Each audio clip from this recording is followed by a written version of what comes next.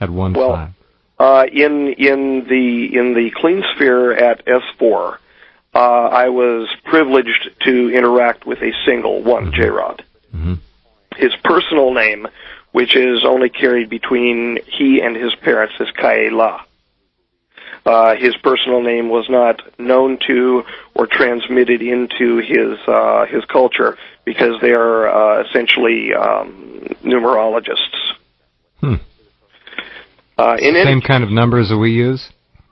Well, yes and no. It's the same kind of numbers that we use, but they use them in different ways.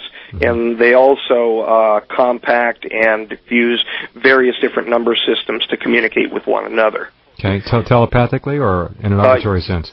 Yes, they can. In the P plus 52Ks. Now we're talking about a future species here.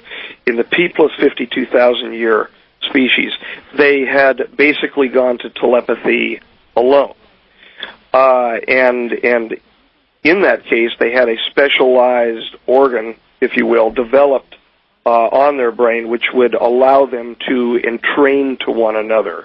Basically, the way a dolphin would acoustically use its melon to speak with other dolphins in the ocean. Mm-hmm. And so they would thump each other, if you will, with entrainment and communicate that way. And that, in fact, is how they operate in the earlier species, the P plus 45,000s, how they operate to actually abduct a human being. They entrain to your level of composure or relaxation. Your endorphins and enkephalins begin kicking in, you become relaxed, and you willingly submit. But in any case, the one jrod to which I was directly privileged to interact at the clean sphere was suffering from actually 3 separate syndromes at the same time. Okay, let's get into that right after this. Briefly, Dan, as we slide into the break, how did the jrod come to be there? Crash? Yes, it was a 1953 crash with 2 P plus 45,000 jrods outside of Kingman, Arizona. Very good. All right, stand by. We'll be right back and follow this along with Dr. Dan Burisch. All right, you said that the jrod was suffering, I guess others as well, from 3 types of problems. What were they? Yes, sir. One was a primarily immunologically based problem, which was called an IgA, or immunoglobulin A. Now, here comes some words: monoclonal gammopathy of uncertain significance. The second one was a genetic Cockayne-like syndrome, and this Cockayne disease is seen in a few members of our population now. And the third problem was the distal polyneuropathy. And that was the problem which was responsible for what was called the denervation of their myricrine glands. Was this alien injured in that crash? Not severely, as far as I'm aware. Was disoriented and had a great deal of a problem breathing our atmosphere. The jrod was traveling with 2 members from an earlier timeline, from 7,000 years earlier, and he was basically mixed in with this group in order to gain intelligence over the group. He was a spy, for lack of a better term. The more things change, the more they stay the same. Indeed. One of the extraterrestrials, as I understand it, was killed upon impact or very shortly thereafter. The other jrod, the P plus 45,000, was taken to Los Alamos facility, where he ultimately came across a man named Bill Uhouse, or where Bill Uhouse came across him. I've heard a little bit of this. I'm sorry? I've heard a little bit about that. This jrod was able to speak in our atmosphere and to operate for moderate amounts of time in our standard temperature and pressure. During the time, I should actually digress a bit here, during the time between the P plus 45,000 jrods, the one which are known as the abductors or the hive mentality folks, the ones that basically want to justify their own history for themselves, for their own vanity, who look at us as nothing more than experiments. Between that time and between the time of the P plus 52,000s, were we're gradually coming back to more of a balanced sense of the universe, even though they're still basically utilitarianists and numerologists. Dan, these years, 52,000s and so forth, are those geared to our current time forward, or is Yes. it based on another time Yes. paradigm? All right. Yes, that would be considered a linear vector forward, yes. Got it. During that time, they gradually moved from audible communications to telepathy only. What happened is, as they evolved, their species continued to evolve. Their subspecies of human did, and there was a further change in the cerebellar area and the cerebral area of their brain. An area called the superior frontal gyrus bisected, and it kind of rolled back around the back of their brain, from their audiosensory to their visuosensory areas, and that allowed them the higher capacity through quick evolution, higher capacity to speak 99 to 100% telepathically. Now, the jrod that I met up at S4 had the ability to mimic physical speech, but it was only mimicry. Was he good at it? Well, he hid his laughter well. He would actually laugh. He would bend forward, and I could see his. He hid his mouth laughter? open and close. Well, there's an actual story that goes along with the fact that he and I had a communication and a friendship nearly from the first time that I went down on the Clean Spheres floor below the gallery to the final cessation of our physical relationship in 2003. And that story is that he and I used to privately communicate, and it's very true. From nearly the first time that I entered into the Clean Sphere, which was at the end of 1993, the start of 1994, it depends on whether you take my memory or take the Majestic's records. My memory says end of 93. But from the first time that I entered in there, now we have a series of very in-depth protocols for how we were supposed to contact the jrod and how we were supposed to step forward and take samples from him.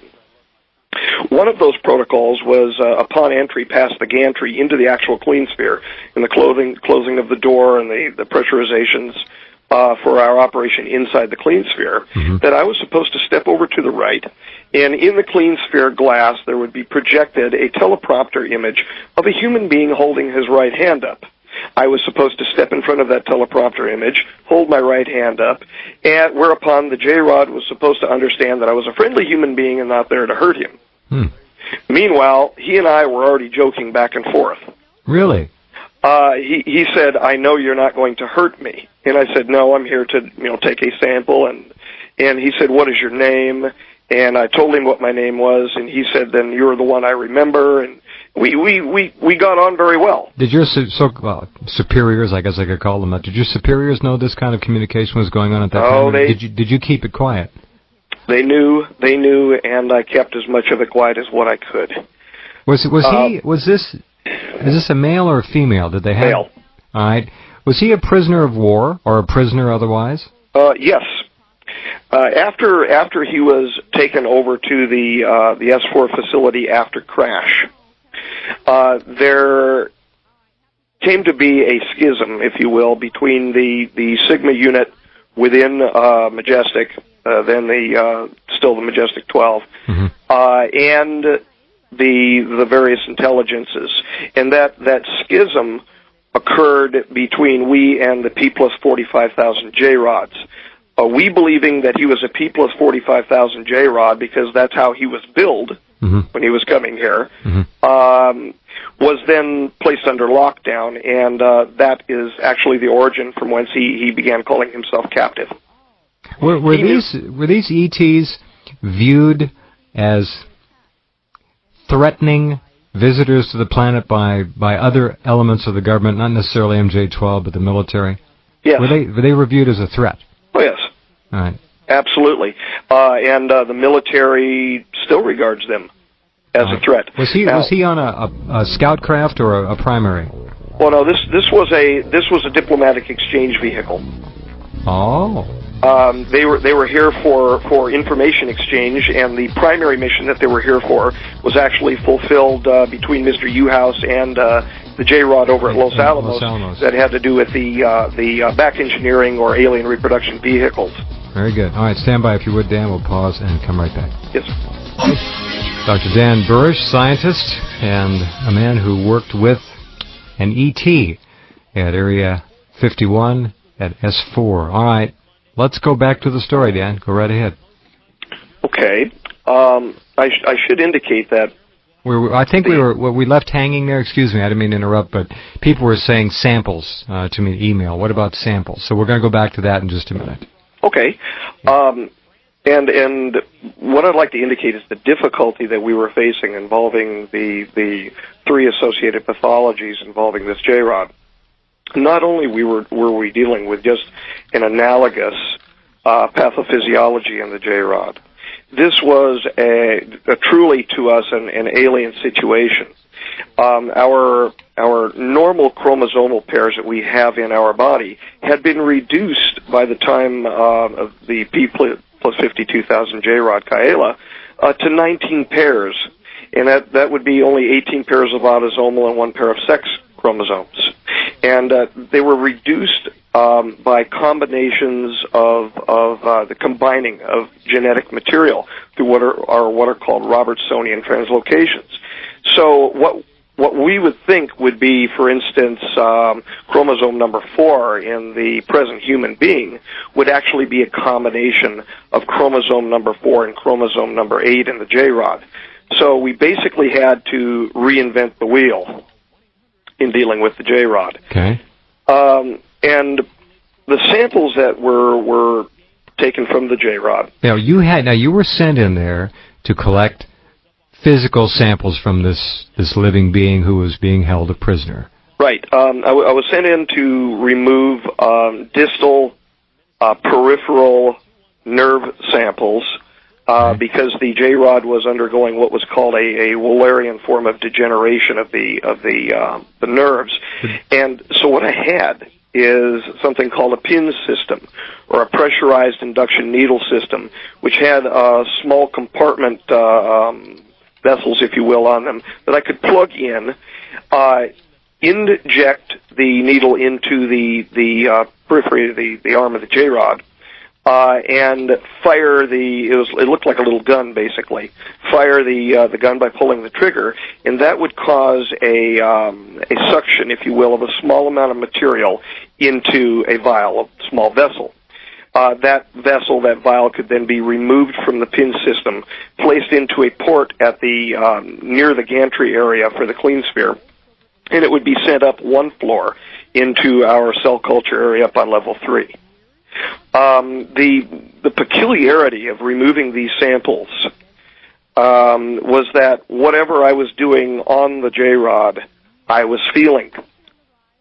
And now I'm so I was generally I'm generally a right-handed person, although I was ambidextrous when I was a little boy. But I had to learn how to use my left hand to remove these samples very gently from the right arm of the jrod, because it was required that I removed it from his right arm by our protocols, which were set up by our cover committee. And so I would slowly insert the needle into the musculoskeletal portion of the lower arm by the just above the wrist area of the jrod, and fire that. And as I fired that, my right arm would enter into intense pain. So I was basically required to do it left-handed because I knew that my right arm would be in pain. There are no free lunches when dealing with. Was this something that the jrod wanted you to feel? No. What happened is, as our association increased, as our relationship increased, he would normally, I would have to be speaking with him during the process, and as our familiarity to one another increased, our ability to disconnect